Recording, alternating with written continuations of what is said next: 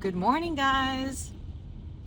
I'm going to apologize in advance if you hear kind of like a background noise, and it's because I have my heater on, and that's because we woke up at 49 degrees in Miami today, and for us, or at least for me, that is freezing cold.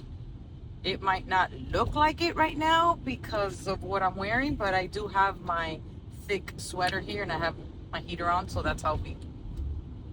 Anyway, it's already Wednesday, which I'm excited about because if you saw my video on Monday, I was down on the dumps that I had to go back to work after 2 weeks of vacation.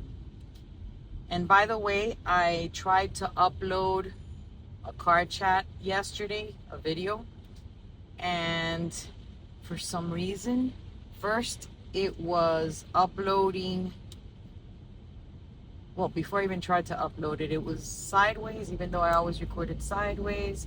Then I tried flipping it before sending it to my whatever, and then it was smaller. It was all weird, and I didn't have time to play around with it because I had just gotten to work. So here's this one.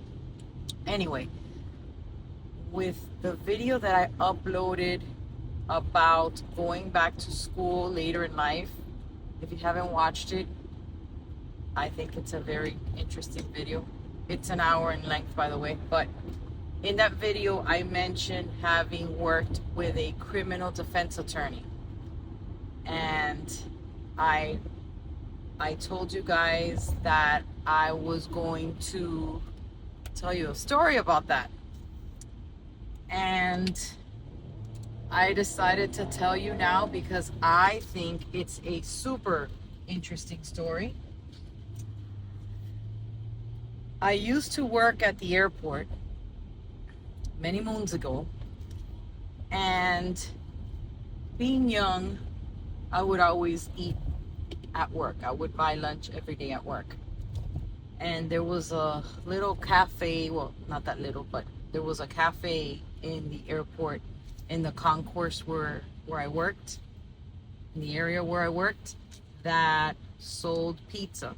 So sometimes I'd go eat there, and while I would be eating there, I met a guy that worked for some other airline, and little by little we got to know each other and we became friends. It was, not friends that we would talk or anything outside of work, but every day we'd see each other there and we would just chat away, whatever was going on at the moment. And I remember one time him mentioning to me that, and I don't even know how this came about, it was so many years ago. I remember him mentioning that his brother was in jail. And he didn't tell me why. He just told me his brother was in jail. At least I don't remember him telling me why. And that his father, well, he said his parents were getting a second mortgage on their home to help with the legal bills. And I was like, oh, okay, that's interesting, whatever. So if you recall me telling you in the video that I'm talking about, the going back to school, I said that when I worked at the airport, they closed that charter company down and I was left without a job. And eventually I went to work for, I don't remember how long, I went to work with a criminal defense attorney. And I had never in my life worked at anything that had to do with the legal system or anything like that. Anyway, so I'm kind of fixing up the stuff that she had in her office. And I came across this box that said, what was the term? I forgot what it's called. It's a legal term for, evidence of any particular case. And there was this box that said that word. And, I open it up, and there's a whole bunch of documents, folders, a whole bunch of things, including photos. So I'm just, flipping through the photos, and in one of the photos, I see two guys and in front of a birthday cake. One of the guys is the guy that I used to go to lunch with maybe a year before, something like that. And I'm looking at the picture and I'm like, what the heck? What is this? Like, this is the guy. And I think his name was Iggy. At least I knew him as Iggy, so I'm assuming it was Ignacio or something.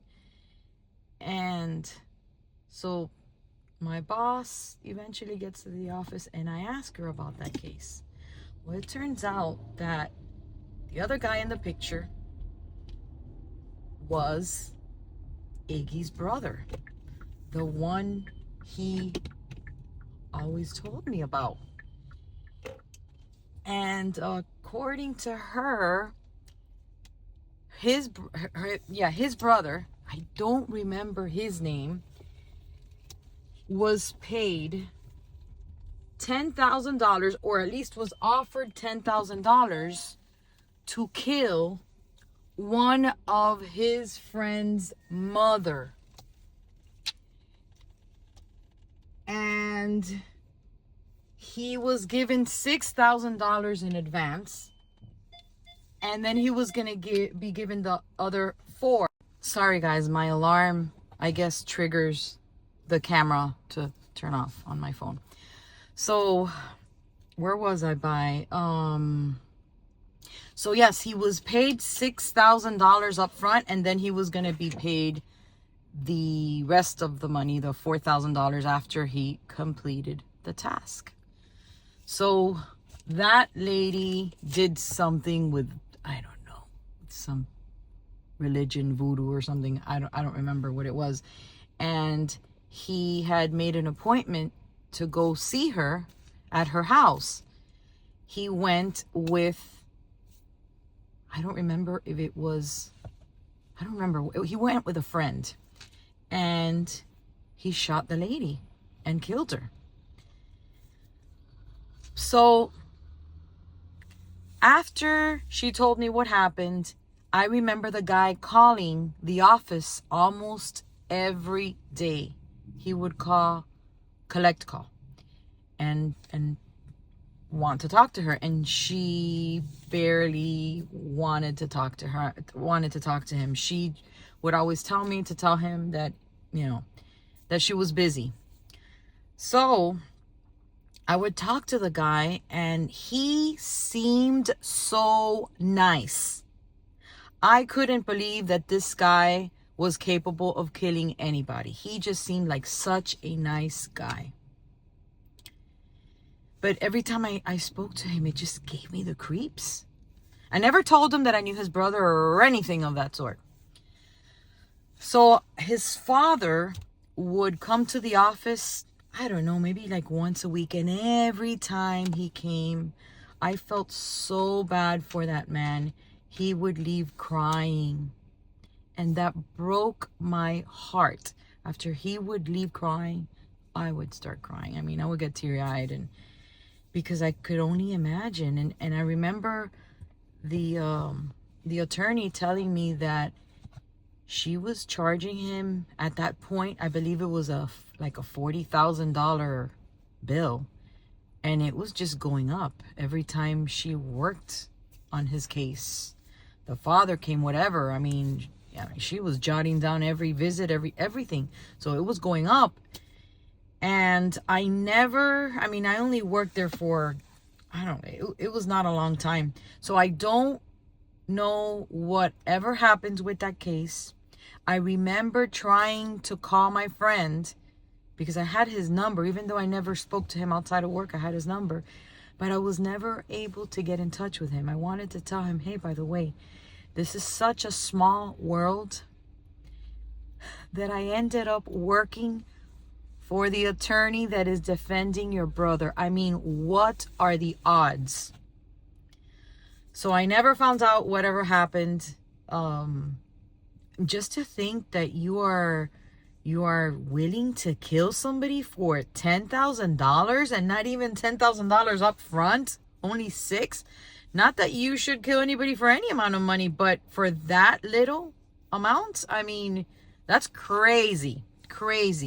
And it doesn't matter that it was what, almost 30 years ago. $10,000 is, nothing. So yeah, that was a crazy story. Anyway, guys, I'm here at work. I gotta go in now. Again, it's Wednesday. So little by little time is going, and by the time you know it, it's Friday. By the time you know it, it's Monday again. But we have next Friday off, not this coming Friday, next Friday off, and the Monday after that for Martin Luther King. So I'm really looking forward for that. So anyway, okay, guys, have a great day.